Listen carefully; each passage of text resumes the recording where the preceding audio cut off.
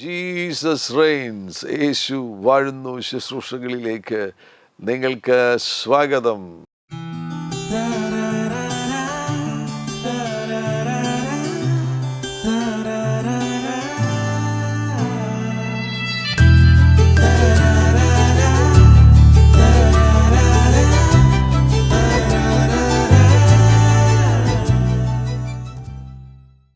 പ്രായശ്ചിത്തയാഗം, atonement sacrifice of Jesus Christ. യേശു ക്രിസ്തുവിൻ്റെ പ്രായശ്ചിത്തയാഗം വിശുദ്ധ ഗ്രന്ഥമാകുന്ന ബൈബിളിൻ്റെ കേന്ദ്ര സന്ദേശമാകുന്നു യേശു ക്രിസ്തുവിൻ്റെ പ്രായശ്ചിത്തയാഗം. യേശു നമുക്ക് വേണ്ടി കാൽവറി ക്രൂശിൽ പരമയാഗമായി തീർന്നതുകൊണ്ടാണ് മറ്റെല്ലാ സന്ദേശങ്ങൾക്കും ബൈബിളിൽ പ്രാധാന്യം ലഭിക്കുന്നത്. നമുക്ക് യേശുവിനെ രക്ഷകനും കർത്താവുമായി സ്വീകരിക്കുവാൻ സാധ്യമായതിൻ്റെ പിന്നിലെ പ്രധാനപ്പെട്ട രഹസ്യം എന്ന് പറയുന്നത് യേശു നമ്മുടെ പാപങ്ങളെ വഹിച്ചുകൊണ്ട് കാൽവറിയിൽ നമുക്ക് വേണ്ടി യാഗമായി തീർന്നു. അതിനാലാണ് ബൈബിളിൻ്റെ കേന്ദ്ര സന്ദേശമെന്ന് അറ്റോൺമെന്റ് സാക്രിഫൈസ് ഓഫ് ജീസസ് ക്രൈസ്റ്റിനെ വിളിക്കുന്നത്. യേശു ക്രിസ്തുവിൻ്റെ പ്രായശ്ചിത്തയാഗത്തെ ബൈബിളിൻ്റെ കേന്ദ്ര സന്ദേശമെന്ന്, ഈ പ്രപഞ്ചത്തിലെ കേന്ദ്ര സന്ദേശമെന്ന് നമുക്ക് വിളിക്കുവാൻ കഴിയും. ഈ പ്രപഞ്ചത്തിലെ ഒരു സിംഹാസനമാകുന്നു atonement sacrifice of Jesus Christ. സ്വർഗത്തിൽ ഇപ്പോഴും ഉയർന്നുകൊണ്ടിരിക്കുന്ന, ആരാധനയിൽ ഉയർന്നുകൊണ്ടിരിക്കുന്ന ഒരു വലിയ ശബ്ദമാണ് അറുക്കപ്പെട്ട കുഞ്ഞാടിനു മഹത്വം, അറുക്കപ്പെട്ട കുഞ്ഞാടിനു മഹത്വം. വെളിപ്പാട് പുസ്തകം 5-ാമത്തെ അധ്യായത്തിൽ നമുക്കത് കാണുവാൻ കഴിയുന്നു. എബ്രായ ലേഖനം അതിൻ്റെ 9-ാമത്തെ അധ്യായം 22-ാമത്തെ വാക്യത്തിൻ്റെ 2-ാം ഭാഗത്ത് രക്തം ചൊരിഞ്ഞിട്ടല്ലാതെ വിമോചനമില്ല എന്ന് രേഖപ്പെടുത്തിയിരിക്കുന്നു. Without shedding of blood there is no remission. വിമോചനത്തിന് വേണ്ടി രക്തം ചൊരിയേണ്ടത് ആവശ്യമാണ്. രക്തം ചൊരിഞ്ഞിട്ടല്ലാതെ വിമോചനമില്ല. നമ്മൾ ഓരോരുത്തരും വിമോചിതരായതിൻ്റെ പിന്നിലെ പ്രധാന രഹസ്യം യേശു ക്രിസ്തു തൻ്റെ ചങ്കിലെ അവസാന തുള്ളി രക്തവും നമുക്ക് വേണ്ടി ചൊരിഞ്ഞു. അതിനാൽ പുതിയ നിയമത്തിൽ 175 പ്രാവശ്യം യേശു ക്രിസ്തുവിൻ്റെ രക്തത്തെക്കുറിച്ചുള്ള പരാമർശങ്ങളുണ്ട്. അവിടുന്ന് നമുക്ക് വേണ്ടി രക്തം ചൊരിഞ്ഞു. ആ രക്തം ചൊരിഞ്ഞതിനാലാകുന്നു നമുക്ക് വിമോചനം ലഭിച്ചത്. എബ്രായ ലേഖനം അതിൻ്റെ 2-ാമത്തെ അധ്യായത്തിലേക്ക് പോകുമ്പോൾ 14-ാം വാക്യത്തിൽ മക്കൾ ജഡരക്തങ്ങളോട് കൂടിയവർ ആകൊണ്ട് അവനും അവരെ പോലെ ജഡരക്തങ്ങളോട് കൂടിയവനായി മരണത്തിൻ്റെ അധികാരിയായ പിശാചിനെ തൻ്റെ മരണത്താൽ നീക്കി. മരണത്തിൻ്റെ അധികാരിയായ പിശാചിനെ തൻ്റെ മരണത്താൽ നീക്കി ജീവപര്യന്തം മരണഭീതിയാൽ അടിമകളായിരുന്നവരെ ഒക്കെയും വിടുവിച്ചു. ജീവപര്യന്തം മരണഭീതിയിൽ അടിമകളായിരുന്നവരെ ഒക്കെയും വിടുവിച്ചു. യേശു ക്രിസ്തു അവിടുത്തെ യാഗത്തിലൂടെ, അവിടുന്ന് ചൊരിഞ്ഞ രക്തത്തിലൂടെ, അവിടുത്തെ അവസാന തുള്ളി രക്തവും നമുക്ക് വേണ്ടി ചൊരിയുന്നതിലൂടെ ജീവപര്യന്തം മരണഭീതിയാൽ അടിമകളായിരുന്ന നാം ഓരോരുത്തരും അടിമകളായിരുന്നു. പിശാചിൻ്റെ അടിമകളായിരുന്നു. പിശാചിൻ്റെ രാജ്യത്തിലെ അടിമകളായിരുന്നു. അടിമകളായിരുന്ന നമ്മെ യേശു ക്രിസ്തു വിലയ്ക്ക് വാങ്ങുകയാണ് ചെയ്തത്. രക്തം കൊടുത്ത് നമ്മെ വിലയ്ക്ക് വാങ്ങുകയാണ് ചെയ്തത്. അതിനാൽ യേശു ക്രിസ്തു ഈ ഭൂമിയിലേക്ക് വന്നത് എന്തിനു വേണ്ടിയാണ്? ചിലർ പറയും രോഗികളെ സൗഖ്യമാക്കുവാൻ വേണ്ടിയാണ്. ചിലർ പറയും നല്ല ഉപദേശങ്ങൾ മനുഷ്യർക്ക് നൽകി തരുവാൻ വേണ്ടിയാണ്. എന്നാൽ ബൈബിൾ വളരെ വ്യക്തമായി പറയുന്നു യേശു ക്രിസ്തു ഈ ഭൂമിയിലേക്ക് വന്നത് മനുഷ്യർക്ക് വേണ്ടി ഒരു യാഗമായി തീരുവാൻ, അവിടുന്ന് നമുക്ക് വേണ്ടി മരിക്കുവാൻ, നമുക്ക് വേണ്ടി പകരക്കാരനായി മരിക്കുവാൻ വേണ്ടിയാണ് യേശു ക്രിസ്തു ഈ ഭൂമിയിലേക്ക് വന്നത്. മത്തായിയുടെ സുവിശേഷം അതിൻ്റെ 20-ാമത്തെ അധ്യായം 28-ാം വാക്യത്തിൽ അത് പരാമർശിച്ചിരിക്കുന്നു. എന്തിന് യേശു ഈ ഭൂമിയിലേക്ക് വന്നു? മനുഷ്യപുത്രൻ ശുശ്രൂഷ ചെയ്യിപ്പാനല്ല, ശുശ്രൂഷിപ്പാനും അനേകർക്ക് വേണ്ടി തൻ്റെ ജീവനെ മറുവിലയായി കൊടുപ്പാനും വന്നതുപോലെ തന്നെ എന്ന് പറഞ്ഞു. മനുഷ്യപുത്രൻ ശുശ്രൂഷ ചെയ്യിപ്പാനല്ല, ശുശ്രൂഷിപ്പാനും അനേകർക്കു വേണ്ടി തൻ്റെ ജീവനെ മറുവിലയായി കൊടുക്കുവാൻ വേണ്ടിയാണ് യേശു ഈ ഭൂമിയിലേക്ക് കടന്നു വന്നത്. ഏറ്റവും പ്രധാനപ്പെട്ട ഉദ്ദേശം, എന്തിനു വേണ്ടി യേശു ക്രിസ്തു ഈ ഭൂമിയിലേക്ക് കടന്നു വന്നു? അവിടുന്ന് വന്നപ്പോൾ രോഗികളെ സൗഖ്യമാക്കി, അവിടുന്ന് വന്നപ്പോൾ ഒത്തിരി ഉപദേശങ്ങൾ മനുഷ്യർക്ക് കൊടുക്കുകയുണ്ടായി. എന്നാൽ യേശു ക്രിസ്തു ഈ ഭൂമിയിലേക്ക് വന്നതിൻ്റെ പ്രഥമ ഉദ്ദേശം എന്താണ്? അതാണ് ഇവിടെ രേഖപ്പെടുത്തിയിരിക്കുന്നത്. അനേകർക്ക് വേണ്ടി തൻ്റെ ജീവനെ, അല്ലെങ്കിൽ മനുഷ്യകുലത്തിനു വേണ്ടി തൻ്റെ ജീവനെ മറുവിലയായി കൊടുക്കുവാൻ വേണ്ടിയാണ് യേശു ക്രിസ്തു ഈ ഭൂമിയിലേക്ക് വന്നത്. അതാണ് യേശുവിൻ്റെ പ്രായശ്ചിത്തയാഗത്തിൻ്റെ പ്രാധാന്യമെന്ന് പറയുന്നത്. തേജസ്കരിക്കപ്പെട്ട മലയുടെ മുകളിൽ ലൂക്കോസിൻ്റെ സുവിശേഷം, മറ്റു സുവിശേഷങ്ങളിലും കാണുവാൻ കഴിയുന്നുണ്ട്. ലൂക്കോസിൻ്റെ സുവിശേഷം 9-ാമത്തെ അധ്യായത്തിലേക്ക് പോകുമ്പോൾ അവിടെ തേജസ്കരിക്കപ്പെട്ട ആ മലയുടെ മുകളിൽ യേശുവിൻ്റെ അരികിൽ ഏലിയാവും മോശയും വരികയുണ്ടായി. 28 മുതലുള്ള വാക്യങ്ങളിൽ കാണുവാൻ കഴിയുന്നുണ്ട്. ലൂക്കോസിൻ്റെ സുവിശേഷം 9-ാമത്തെ അധ്യായം 28 മുതലുള്ള വാക്യങ്ങൾ. ഈ വാക്കുകളെ പറഞ്ഞിട്ട് ഏകദേശം 8 നാൾ കഴിഞ്ഞപ്പോൾ അവൻ പത്രോസിനെയും യോഹന്നാനെയും യാക്കോബിനെയും കൂട്ടിക്കൊണ്ട് പ്രാർത്ഥിപ്പാൻ മലയിൽ കയറിപ്പോയി. അവൻ പ്രാർത്ഥിക്കുമ്പോൾ മുഖത്തിൻ്റെ ഭാവം മാറി, ഉടുപ്പ് മിന്നുന്ന വെള്ളയായി തീർന്നു. 2 പുരുഷന്മാർ അവനോട് സംഭാഷിച്ചു. ആരൊക്കെയത്? മോശയും ഏലിയാവും തന്നെ. അവർ തേജസ്സിൽ പ്രത്യക്ഷരായി അവൻ യെരൂശലേമിൽ പ്രാപിപ്പാനുള്ള നിര്യാണത്തെക്കുറിച്ച് സംസാരിച്ചു. ഈ 2 പേര് സ്വർഗത്തിൽ നിന്ന് ഇറങ്ങി വന്ന് എന്താണ് യേശുവിനോട് സംസാരിക്കുന്നത്? അത് ശ്രദ്ധിക്കുക. അതിവിടെ പറഞ്ഞിരിക്കുന്നു, അവൻ യെരൂശലേമിൽ പ്രാപിപ്പാനുള്ള നിര്യാണത്തെക്കുറിച്ച്, യേശുവിൻ്റെ നിര്യാണത്തെക്കുറിച്ച്, അവിടുന്ന് സഹിക്കുവാൻ പോകുന്ന കഷ്ടതകളെക്കുറിച്ച്, യെരൂശലേമിൽ പ്രാപിപ്പാനുള്ള നിര്യാണത്തെക്കുറിച്ച് സംസാരിച്ചു. അത്ര ഗൗരവമേറിയ കാര്യമാണ്. യേശു നമുക്ക് വേണ്ടി പരമയാഗമായി തീരുവാൻ പോകുന്നതിന് മുന്നമേ സ്വർഗത്തിൽ നിന്ന് മോശയും ഏലിയാവും ഇറങ്ങി വന്നിട്ട് യേശുവിനോട് സംസാരിക്കുകയാണ്. എന്താണ് സംസാരിക്കുന്നത്? അവിടുന്ന് നമുക്ക് വേണ്ടി യാഗമായി തീരുവാൻ പോകുന്നതിനെക്കുറിച്ച്, ആ പ്രായശ്ചിത്തയാഗത്തെക്കുറിച്ച്, ആ നിര്യാണത്തെക്കുറിച്ച്, അവിടുന്ന് രക്തം ചൊരിയുവാൻ പോകുന്നതിനെക്കുറിച്ച് അവർ സംഭാഷണം നടത്തുകയാണ്. അത്ര ഗൗരവമേറിയ കാര്യമാകുന്നു യേശുക്രിസ്തുവിൻ്റെ പ്രായശ്ചിത്തയാഗം. പഴയ നിയമത്തിലെ ഈ പ്രവാചകന്മാരും വേദപുസ്തക എഴുത്തുകാരും ആത്മാവിൽ ജീവിച്ചവരും, പഴയ നിയമത്തിൽ വിശുദ്ധമായ ജീവിതം നയിച്ചവരുമൊക്കെ അവരുടെ ശ്രദ്ധ മുഴുവൻ നടക്കാൻ പോകുന്ന ഈ പ്രായശ്ചിത്തയാഗത്തിലായിരുന്നു. 1 പത്രോസിൻ്റെ ലേഖനം അതിൻ്റെ 1-ാമത്തെ അധ്യായം 10-ാം വാക്യത്തിൽ കാണാൻ കഴിയുന്നുണ്ട്. നിങ്ങൾക്ക് വരുവാനിരിക്കുന്ന കൃപയെക്കുറിച്ച് പ്രവചിച്ച പ്രവാചകന്മാർ ഈ രക്ഷയെ ആരാഞ്ഞ് അന്വേഷിച്ചിരുന്നു. ഇത് വളരെ അത്ഭുതകരമല്ലേ? പഴയ നിയമത്തിൽ 1000 വർഷങ്ങൾക്ക് മുന്നമേ അവരൊക്കെ ഇത് ആരാഞ്ഞ് അന്വേഷിച്ചിരുന്നു. യെശയ്യാ പ്രവാചകൻ 700-ലധികം വർഷങ്ങൾക്ക് മുന്നമേ അദ്ദേഹം ഇത് ആരാഞ്ഞ് അന്വേഷിച്ചിരുന്നു.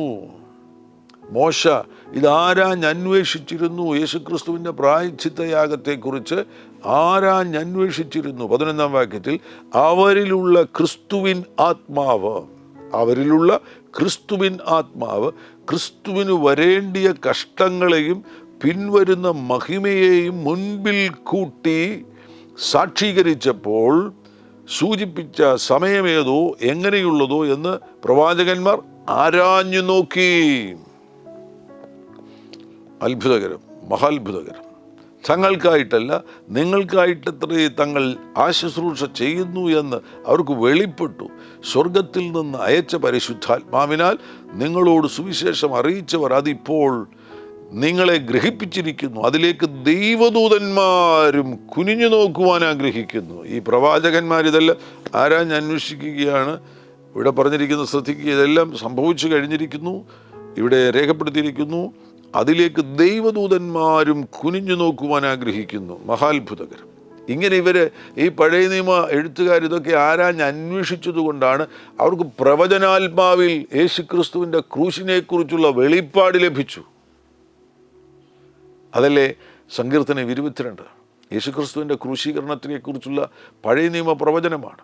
പുതിയ നിയമത്തിൽ സുവിശേഷകന്മാർ യേശുക്രിസ്തുവിൻ്റെ ക്രൂശീകരണത്തെക്കുറിച്ച് വിശദീകരിച്ചപ്പോൾ അവർക്കെല്ലാം രേഖപ്പെടുത്തുവാൻ കഴിഞ്ഞില്ല. അങ്ങനെ അവർക്ക് വിട്ടുപോയ കാര്യങ്ങൾ അത് നമുക്ക് സങ്കീർത്തനങ്ങളിൽ നിന്ന് അറിയുവാൻ കഴിയുന്നു. യെശയ്യാപ്രവാചകന്റെ പുസ്തകത്തിലേക്ക് പോകുമ്പോൾ 53-ാമത്തെ അധ്യായം, ആ 53-ാം അധ്യായം യേശുക്രിസ്തുവിൻ്റെ ക്രൂശീകരണമാണ് വിശദീകരിക്കുന്നത്. അവിടെ നമുക്ക് അനേകം കാര്യങ്ങൾ, യേശുവിൻ്റെ ക്രൂശുമായി ബന്ധപ്പെട്ട അനേകം കാര്യങ്ങൾ കാണുവാൻ കഴിയുന്നു. അത്ഭുതകരം. അതേപോലെ ഓരോ എഴുത്തുകാരും ഉൽപ്പത്തി പുസ്തകം മുതൽ മലാക്കി പ്രവാചകന്റെ പുസ്തകം വരെയും ക്രൂശിനെ കുറിച്ചുള്ള പരാമർശങ്ങൾ ആവർത്തിച്ച് കാണുവാൻ കഴിയുന്നു. അതിൻ്റെ പിന്നിലെ രഹസ്യം എന്ന് പറയുന്നത്, ഈ പ്രവാചകന്മാർക്കും ഈ ദൈവദാസന്മാർക്കുമെല്ലാം ഒരു കാര്യം വെളിപ്പെട്ട് കിട്ടി. ഈ പ്രപഞ്ചത്തിൻ്റെ വിമോചനം, ഈ ഭൂമിയിൽ മനുഷ്യരുടെ വിമോചനമെന്ന് പറയുന്നത്, മാനവരാശിയുടെ വിമോചനമെന്ന് പറയുന്നത് സംഭവിക്കുവാൻ പോകുന്നത് മശിഹയുടെ ക്രൂശുമരണത്തിലൂടെയാണ് എന്നുള്ള, മശിഹ കഷ്ടമനുഭവിക്കുന്നതിലൂടെയാണ് എന്നുള്ളത് അവർക്ക് വെളിപ്പെട്ട് കിട്ടിയത് കൊണ്ടാണ് അവർ അത് അന്വേഷിക്കുവാൻ തുടങ്ങിയത്. ആ അന്വേഷണത്തിൻ്റെ ഫലമായിട്ടാകുന്നു അവരിൽ പലർക്കും അതിൻ്റെ ഭാഗങ്ങൾ, യേശുവിൻ്റെ ക്രൂശിൻ്റെ ഭാഗങ്ങൾ വെളിപ്പെട്ട് കിട്ടിയത്. 22-ാം സങ്കീർത്തനം തന്നെ ശ്രദ്ധിക്കുകയാണെങ്കിൽ ക്രൂശിൽ നടന്നത് അതുപോലെ രേഖപ്പെടുത്തിയിരിക്കുകയല്ലേ സങ്കീർത്തനക്കാരൻ. 22-ാമത്തെ സങ്കീർത്തനത്തിൽ കാണുവാൻ കഴിയുന്നു, എൻ്റെ ദൈവമേ, എൻ്റെ ദൈവമേ, നീ എന്നെ കൈവിട്ടതെന്ത്. യേശു കാൽവറിയിൽ നിലവിളിച്ചപ്പോൾ പറഞ്ഞിരിക്കുന്ന കാര്യമാണിത്. ഇത് സങ്കീർത്തനക്കാരൻ ആയിരക്കണക്കിന് വർഷങ്ങൾക്ക് മുന്നമേ പ്രവചനാത്മാവിൽ കാണുകയാണ്. അത്ഭുതകരം. ഈ സങ്കീർത്തനത്തിൽ അനേകം ഭാഗങ്ങളിൽ യേശുക്രിസ്തുവിൻ്റെ ക്രൂശീകരണത്തെക്കുറിച്ചുള്ള വിശദീകരണങ്ങൾ കാണുവാൻ കഴിയുന്നു. 12-ാം വാക്യത്തിൽ, അനേകം കാളകൾ എന്നെ വളഞ്ഞു, ബാശാൻ കൂറ്റന്മാർ എന്നെ ചുറ്റിയിരിക്കുന്നു. 17-ാം വാക്യത്തിൽ, എൻ്റെ അസ്ഥികളൊക്കെയും എനിക്ക് എണ്ണാം, അവർ എന്നെ ഉറ്റുനോക്കുന്നു. 18-ാം വാക്യം ശ്രദ്ധിക്കുക, എൻ്റെ വസ്ത്രം അവർ പകുത്തെടുത്തു, എൻ്റെ അങ്കിക്കായി അവർ ചീട്ടിടുന്നു. വളരെ വ്യക്തമായി രേഖപ്പെടുത്തിയിരിക്കുന്നത് ശ്രദ്ധിക്കുക. എൻ്റെ വസ്ത്രം അവർ പകുത്തെടുത്തു, എൻ്റെ അങ്കിക്കായി അവർ ചീട്ടിടുന്നു. ആമേൻ, ഗ്ലോറി ടു ജീസസ്, ഹല്ലേലൂയ. അങ്ങനെ അനേകം കാര്യങ്ങൾ ഈ സങ്കീർത്തനത്തിൽ നമുക്ക് രേഖപ്പെടുത്തിയിരിക്കുന്നത്, യേശുവിൻ്റെ ക്രൂശുമായുള്ള ബന്ധത്തിൽ രേഖപ്പെടുത്തിയിരിക്കുന്നത് കാണുവാൻ കഴിയുന്നു. 16-ാം വാക്യത്തിൽ, അവർ എൻ്റെ കൈകളെയും കാലുകളെയും തുളച്ചു. ഈ ഭാഗം യഥാർത്ഥത്തിൽ പുതിയ നിയമത്തിൽ നമുക്ക് സുവിശേഷകന്മാർ രേഖപ്പെടുത്തിയിരിക്കുന്നത് കാണുവാൻ കഴിയുന്നില്ല. യേശുവിൻ്റെ കൈകളിലും കാലുകളിലും ആണി അടിച്ചതിനെക്കുറിച്ച് സുവിശേഷകന്മാർ അത് പരാമർശിച്ചിട്ടില്ല. സങ്കീർത്തനത്തിലാണ് കാണുവാൻ കഴിയുന്നത്. അവർ എൻ്റെ കൈകളെയും കാലുകളെയും തുളച്ചു. പിന്നെ അതിൻ്റെ വ്യക്തമാകുന്ന തെളിവാണ് തോമസ് വന്നു കഴിഞ്ഞപ്പോൾ തോമസിന് കർത്താവ് ആണിപ്പഴുതുള്ള ആ കരം കാണിച്ചു കൊടുക്കുകയാണ്. അത് യോഹന്നാൻ്റെ സുവിശേഷം അതിൻ്റെ 20-ാമത്തെ അധ്യായത്തിൽ കാണുവാൻ കഴിയുന്നു. യേശുവിൻ്റെ കൈകളിലും കാലുകളിലും ആണികൾ അടിച്ചതിനെക്കുറിച്ച് ഇവിടെ സങ്കീർത്തനത്തിൽ നിന്നാണ് നമുക്ക് കാണുവാൻ കഴിയുന്നത്. അങ്ങനെ അവിടുന്ന് നമുക്ക് വേണ്ടി യാഗമായി തീർന്നു. വെളിപ്പാട് പുസ്തകം 5-ാമത്തെ അധ്യായത്തിലേക്ക് പോവുകയാണെങ്കിൽ സ്വർഗത്തിൽ നടക്കുന്ന ആരാധന നമുക്ക് കാണുവാൻ കഴിയുന്നുണ്ട്. ആ ആരാധനയിലെ പ്രധാനപ്പെട്ട ഒരു സന്ദേശം എന്ന് പറയുന്നത്, അറുക്കപ്പെട്ട കുഞ്ഞാടിനു മഹത്വം, അറുക്കപ്പെട്ട കുഞ്ഞാടിനു മഹത്വം. അതിൻ്റെ 9-ാമത്തെ വാക്യത്തിൽ, പുസ്തകം വാങ്ങുവാനും അതിൻ്റെ മുദ്ര പൊട്ടിപ്പാനും നീ യോഗ്യൻ, നീ അറുക്കപ്പെട്ടു, നിന്റെ രക്തം കൊണ്ട് സർവഗോത്രത്തിലും ഭാഷയിലും വംശത്തിലും ജാതിയിലും നിന്നുള്ളവരെ ദൈവത്തിനായി വിലയ്ക്ക് വാങ്ങി. ആമേൻ, ഹല്ലേലൂയ, ഗ്ലോറി ടു ജീസസ്. യേശു നമുക്ക് വേണ്ടി പരമയാഗമായി തീർന്നു. അവിടുത്തെ ചങ്കിലെ അവസാന തുള്ളി രക്തവും നമുക്ക് വേണ്ടി ചൊരിഞ്ഞു. അവിടുത്തെ പ്രായശ്ചിത്ത യാഗം മുഖാന്തരമാകുന്നു നമുക്ക് ഓരോരുത്തർക്കും യേശു ക്രിസ്തുവിൻ്റെ മക്കളായി തീരുവാൻ, ദൈവമക്കളായി തീരുവാൻ കഴിഞ്ഞത്. അതിനാൽ ബൈബിളിൻ്റെ കേന്ദ്ര സന്ദേശമാകുന്ന പ്രായശ്ചിത്തയാഗം, ആ പ്രായശ്ചിത്തയാഗത്തെക്കുറിച്ച് ആഴത്തിലുള്ള ഒരു വെളിപ്പാട് സ്വീകരിച്ചെങ്കിൽ മാത്രമേ, ആഴത്തിലുള്ളൊരു വെളിപ്പാട് നമുക്ക് ലഭിച്ചെങ്കിൽ മാത്രമേ മറ്റ് സത്യങ്ങൾ നമുക്ക് വെളിപ്പെട്ട് കിട്ടത്തുള്ളൂ. പ്രായശ്ചിത്തയാഗമില്ലെന്നുണ്ടെങ്കിൽ വിശ്വാസത്തെക്കുറിച്ച് നമുക്ക് എന്തു പറയുവാൻ കഴിയും? പ്രായശ്ചിത്തയാഗം ഉള്ളതുകൊണ്ടാണ് വേദപുസ്തകത്തിലെ മറ്റെല്ലാ ആലോചനകൾക്കും പ്രാധാന്യം വരുന്നത്. പ്രായശ്ചിത്ത യാഗത്തെക്കുറിച്ച് ആഴമായൊരു വെളിപ്പാട് സ്വീകരിക്കുവാൻ നിങ്ങൾ തയ്യാറാകുക. യേശുക്രിസ്തുവിൻ്റെ പ്രായശ്ചിത്തയാഗത്തിൻ്റെ ഉദ്ദേശങ്ങൾ, ആ ഉദ്ദേശങ്ങളിൽ ഏറ്റവും പ്രധാനപ്പെട്ടത്, ഒന്നാമതായിട്ട് യേശുക്രിസ്തു നമ്മുടെ പാപങ്ങളുടെ മോചനത്തിന് വേണ്ടിയാണ് ക്രൂശിൽ യാഗമായി തീർന്നത്. യേശു പാപരഹിതനായിരുന്നു. യേശു എന്നുമെന്നേക്കും ജീവിക്കുവാൻ യോഗ്യതയുള്ളവനായിരുന്നു. എന്നുമെന്നേക്കും ജീവിക്കുവാൻ യോഗ്യതയുള്ളവനാകുന്ന യേശു മരണത്തിനു വിധിക്കപ്പെട്ട നമുക്ക് വേണ്ടി പകരക്കാരനായി തീരുകയാണ്, യാഗമായി തീരുകയാണ്. നമുക്ക് വേണ്ടി യേശുക്രിസ്തു യാഗമായി തീരുന്നു. അവിടുത്തെ യാഗം മുഖാന്തരമാകുന്നു നമ്മുടെ പാപങ്ങൾ മോചിക്കപ്പെട്ടത്. അനീതിയിൽ ജീവിച്ചിരുന്ന നമ്മെ ഓരോരുത്തരെയും വിടുവിക്കുവാൻ വേണ്ടി നീതിമാനാകുന്ന യേശുക്രിസ്തു തൻ്റെ ചങ്കിലെ അവസാന തുള്ളി രക്തവും ചൊരിഞ്ഞു. എന്തുകൊണ്ട്? യേശുക്രിസ്തു നമുക്ക് വേണ്ടി പ്രായശ്ചിത്തയാഗമായി. ഒന്നാമത്തെ പ്രധാനപ്പെട്ട ഉദ്ദേശം, പർപ്പസാണ്, യേശുക്രിസ്തു നമ്മുടെ പാപങ്ങൾക്ക് വേണ്ടിയാകുന്നു യാഗമായി തീർന്നത്. വ്യർത്ഥവും പിതൃപാരമ്പര്യവുമായുള്ള നിങ്ങളുടെ നടപ്പിൽ നിന്ന് നിങ്ങളെ വീണ്ടെടുത്തിരിക്കുന്നത് പൊന്നെ വെള്ളി മുതലായ അഴിഞ്ഞു പോകുന്ന വസ്തുക്കളെ കൊണ്ടല്ല, ക്രിസ്തു എന്ന നിർദോഷവും നിഷ്കളങ്കവുമായ കുഞ്ഞാടിൻ്റെ വിലയേറിയ രക്തം കൊണ്ടത്രേ എന്ന് നിങ്ങൾ അറിയുന്നുവല്ലോ. ആമേൻ. ക്രിസ്തു എന്ന നിർദോഷവും നിഷ്കളങ്കവുമായ കുഞ്ഞാടിൻ്റെ വിലയേറിയ രക്തം കൊണ്ടത്രേ എന്ന് നിങ്ങൾ അറിയുന്നുവല്ലോ. 1 പത്രോസിൻ്റെ ലേഖനം അതിൻ്റെ 2-ാമത്തെ അധ്യായം 24-ാമത്തെ വാക്യം, നാം പാപം സംബന്ധിച്ച് മരിച്ച് നീതിക്ക് ജീവിക്കേണ്ടതിന് അവൻ തൻ്റെ ശരീരത്തിൽ നമ്മുടെ പാപങ്ങളെ ചുമന്നുകൊണ്ട് ക്രൂശിന്മേൽ കയറി. പാപങ്ങളെ ചുമന്നുകൊണ്ട് യേശുക്രിസ്തു തൻ്റെ ശരീരത്തിൽ നമ്മുടെ പാപങ്ങളെ ചുമന്നുകൊണ്ട് ക്രൂശിന്മേൽ കയറി. ഒന്നാമത്തെ ഉദ്ദേശം, എന്തിനു വേണ്ടി? യേശുക്രിസ്തു നമുക്ക് വേണ്ടി പ്രായശ്ചിത്തയാഗമായി തീർന്നു. നമ്മുടെ പാപങ്ങളുടെ മോചനത്തിന് വേണ്ടി യേശുക്രിസ്തു നമുക്ക് വേണ്ടി പ്രായശ്ചിത്തയാഗമായി തീർന്നു. രണ്ടാമതായിട്ട്, യേശു നമുക്ക് വേണ്ടി എന്തിന് പ്രായശ്ചിത്തയാഗമായി തീർന്നു?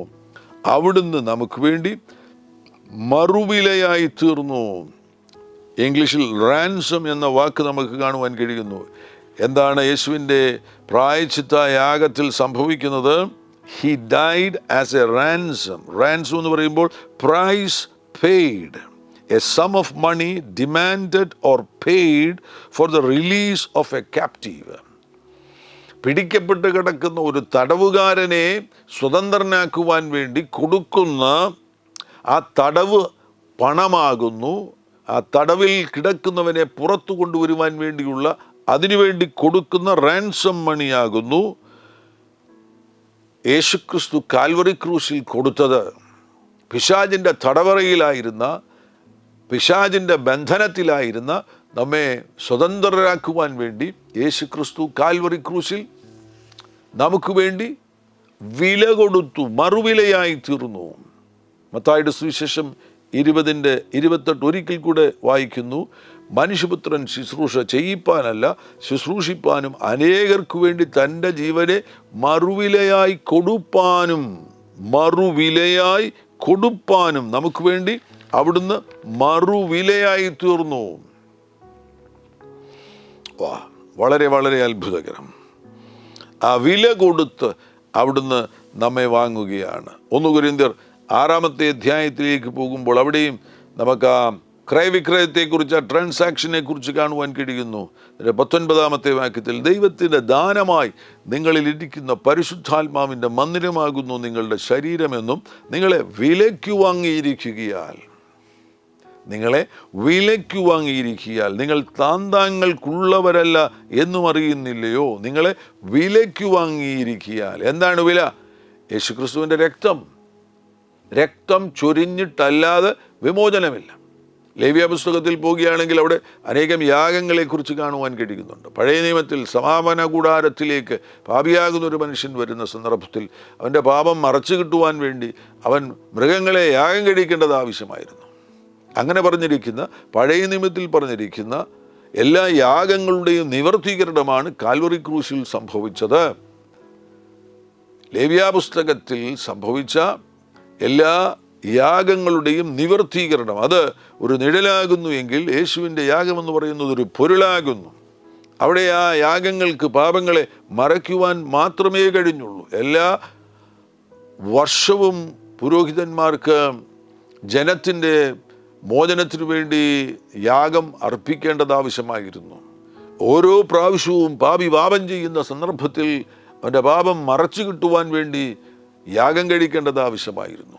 എന്നാൽ കർത്താവാകുന്ന യേശു ക്രിസ്തുവിൻ്റെ യാഗം വൺസ് ഫോർ ഓൾ, ഒരിക്കലായിട്ട് എന്നേക്കുമായിട്ട്, ഇനി ഒരു യാഗവും ആവശ്യമില്ല, എന്നേക്കുമായിട്ട് അവിടുന്ന് നമുക്ക് വേണ്ടി രക്തം ചൊരിഞ്ഞ് നമ്മെ വിലയ്ക്കു വാങ്ങി.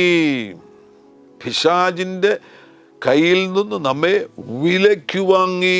നാം ഓരോരുത്തരും പിശാചിൻ്റെ കയ്യിലായിരുന്നു, നാം ഓരോരുത്തരും പാപത്തിലായിരുന്നു. അവിടെ നിന്ന് ആ പാപചന്തയിൽ നിന്ന് യേശു രക്തം കൊടുത്ത് നമ്മെ വിലയ്ക്കു വാങ്ങി. അതാണ് പ്രായശ്ചിത്ത യാഗത്തിൻ്റെ രണ്ടാമത്തെ പ്രധാനപ്പെട്ട ഉദ്ദേശമെന്ന് പറയുന്നത്. മൂന്നാമത്തെ ഉദ്ദേശം അവിടുന്ന് നമുക്ക് വേണ്ടി ഒരു പാപയാഗമായി തീരുകയാണ്. ഞാനിപ്പോൾ പരാമർശിച്ചതുപോലെ അനേകം യാഗങ്ങളുണ്ട്. യെശയ്യാപ്രവാചകൻ്റെ പുസ്തകം 53 അധ്യായത്തിലേക്ക് പോകുമ്പോൾ 53 അധ്യായം യേശു ക്രിസ്തുവിൻ്റെ ക്രൂശീകരണത്തെക്കുറിച്ച് പറയുന്ന ഒരു അധ്യായമാണ്. പ്രവാചകൻ അത് 700ഓളം വർഷങ്ങൾക്ക് മുന്നമേ വെളിപ്പെട്ട് കിട്ടി. 10-ാം വാക്യം ശ്രദ്ധിക്കുക. എന്നാൽ അവനെ തകർത്ത് കളയുവാൻ യഹോവയ്ക്ക് ഇഷ്ടം തോന്നി, അവന് കഷ്ടം വരുത്തി, അവൻ്റെ പ്രാണൻ ഒരു അകൃത്യയാഗമായി തീർന്നിട്ട്, ഇവിടെ പറഞ്ഞിരിക്കുന്നത് ശ്രദ്ധിക്കുക, ഒരു സിൻ ഓഫറിംഗ് ആയി തീരുകയാണ്, ഒരു അകൃത്യയാഗമായി തീരുകയാണ്. അവിടുന്ന് നമുക്ക് വേണ്ടി ഒരു അകൃത്യയാഗമായി തീർന്നു. പ്രത്യേകിച്ചും ലേവ്യ പുസ്തകത്തിൽ 6-ാമത്തെ അധ്യായം അതിൻ്റെ 6 മുതലുള്ള വാക്യങ്ങളിൽ ഒരു കോലാടിൻ്റെ പാപപരിഹാരാർത്ഥം നടത്തുന്ന ഒരു യാഗത്തെക്കുറിച്ച് അവിടെ പരാമർശിക്കുന്നുണ്ട്. അതിൽ തന്നെ അവിടെ പ്രത്യേകം പറയുന്നുണ്ട് ഒരു റാം സ്കിൻ. അവിടെ ആ റാം സ്കിന് സമാഗമന കൂടാരത്തെ തന്നെ മൂടുവാൻ വേണ്ടി ഉപയോഗിച്ച 4 പ്രധാനപ്പെട്ട കവറിങ്സ് ഉണ്ടായിരുന്നു. അതിൽ ഒരു കവറിങ് ആയിരുന്നു റാം സ്കിൻ എന്ന് പറയുന്നത്.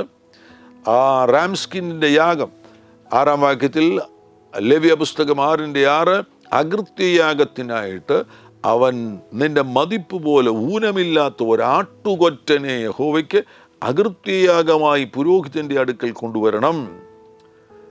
പുതിയ നിയമത്തിൽ ഈ ഒരു യാഗത്തിൻ്റെ, അകൃത്യയാഗത്തിൻ്റെ നിവർത്തീകരണം സംഭവിക്കുകയാണ്. ആരിൽ? യേശു ക്രിസ്തുവിൽ. യേശു ക്രിസ്തു നമുക്ക് വേണ്ടി അകൃത്യയാഗമായി തീർന്നു. ഊനമില്ലാത്ത ആട്ടുകൊറ്റനായിട്ട് യേശു നമുക്ക് വേണ്ടി അകൃത്യയാഗമായി തീർന്നു. അത്ഭുതകരം. അങ്ങനെയെങ്കിൽ പാപത്തെ ജയിച്ച് ജീവിക്കുവാൻ കർത്താവിൻ്റെ ആത്മാവിൻ്റെ ശക്തി നിങ്ങളിൽ വ്യാപരിക്കുകയാണ്. 4-മതായിട്ട് യേശുക്രിസ്തുവിൻ്റെ പരമയാഗത്തിൻ്റെ ഏറ്റവും പ്രധാനപ്പെട്ടൊരു കാര്യമാണ് യേശുക്രിസ്തു നമുക്ക് വേണ്ടി പകരക്കാരനായി തീർന്നു. നമ്മൾ ഓരോരുത്തരും മരിക്കേണ്ട സ്ഥാനത്ത് യേശു നമുക്ക് വേണ്ടി പകരക്കാരനായി തീർന്നു. യേശുക്രിസ്തുവിൻ്റെ യാഗം ഒരു സബ്സ്റ്റിറ്റ്യൂഷണറി ഡെത്ത് ആകുന്നു. യേശുവിൻ്റെ യാഗം ഒരു പ്രൊപ്പിറ്റിയേഷൻ എന്ന് ഇംഗ്ലീഷിൽ പറയുന്നു, അല്ലെങ്കിൽ ഒരു സബ്സ്റ്റിറ്റ്യൂഷണറി ഡെത്ത്. നമുക്ക് വേണ്ടി അവിടുന്ന് പകരക്കാരനായി തീർന്നു. റോമാലേഖനം അതിൻ്റെ 3-ാമത്തെ അധ്യായം 25-26 വാക്യങ്ങൾ. വിശ്വസിക്കുന്നവർക്ക് അവൻ തൻ്റെ രക്തം മൂലം പ്രായശ്ചിത്തമാകുവാൻ ദൈവം അവനെ പരസ്യമായി നിർത്തിയിരിക്കുന്നു.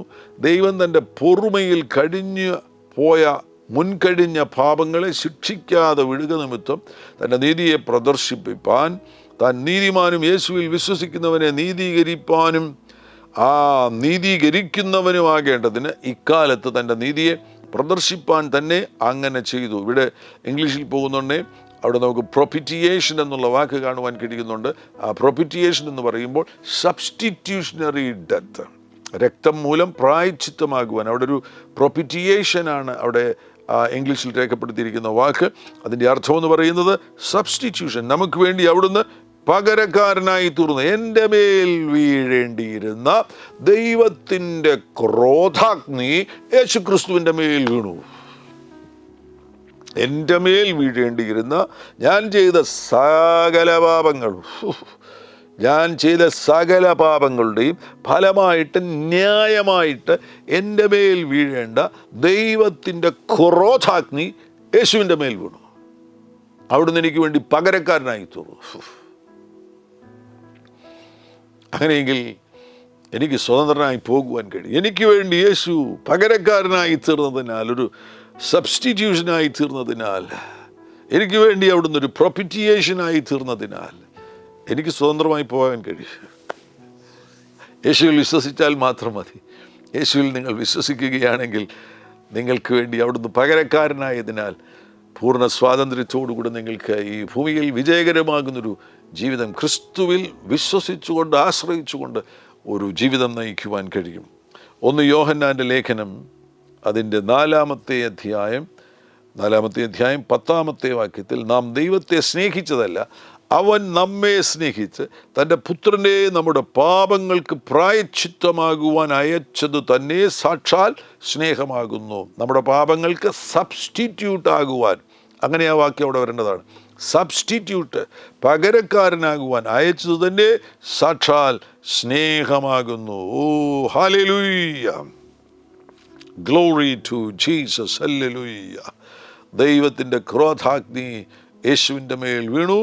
അതിനാൽ എനിക്ക് വിജയകരമായി ഈ ഭൂമിയിൽ ജീവിക്കുവാൻ സ്വാതന്ത്ര്യം ലഭിച്ചു. എനിക്ക് വേണ്ടി യേശു പകരക്കാരനായി തീർന്നു. 5-ാമതായിട്ട് യേശുക്രിസ്തുവിൻ്റെ പ്രായശ്ചിത്ത യാഗം എന്തുകൊണ്ട്, അതിൻ്റെ പിന്നിലെ ഉദ്ദേശം എന്താകുന്നു? 5-ാമത്തെ ഉദ്ദേശം എന്ന് പറയുന്നത് അവിടുന്ന് നമുക്ക് വേണ്ടി ശാപമായി തീർന്നു.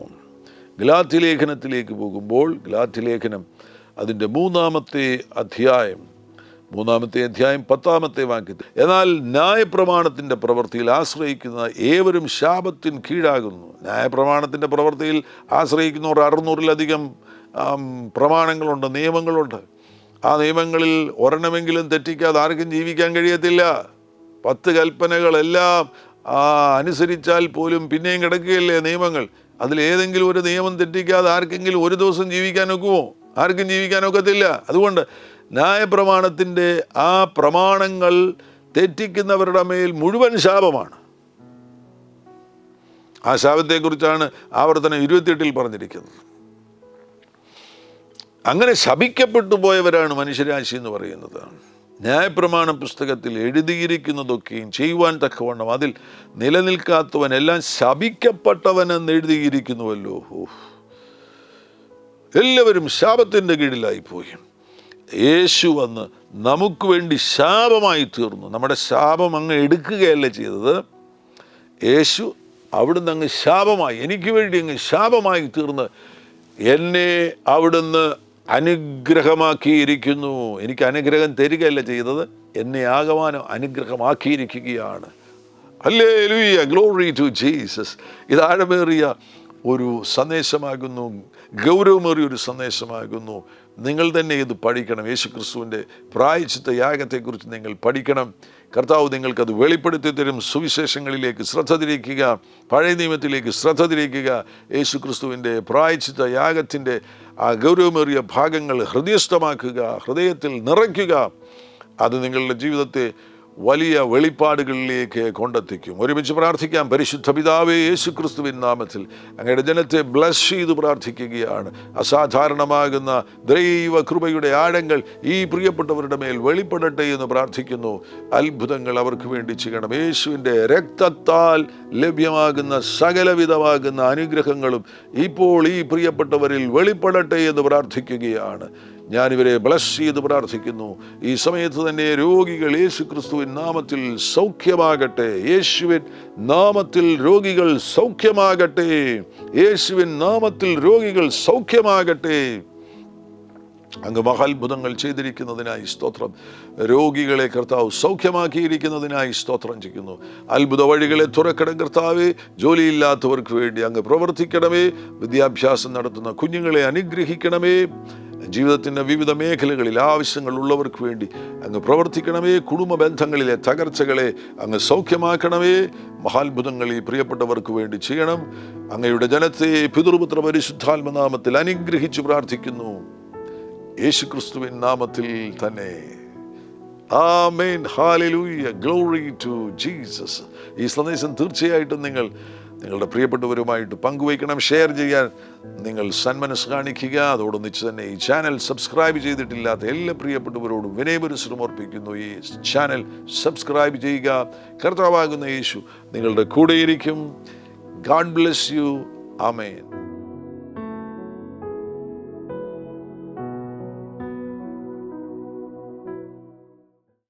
എല്ലാ പ്രഭാതത്തിലും 3 മിനിറ്റ് നീണ്ടു നിൽക്കുന്ന ഒരു ചെറിയ സന്ദേശം വാട്സപ്പിൽ അയക്കുന്നുണ്ട്.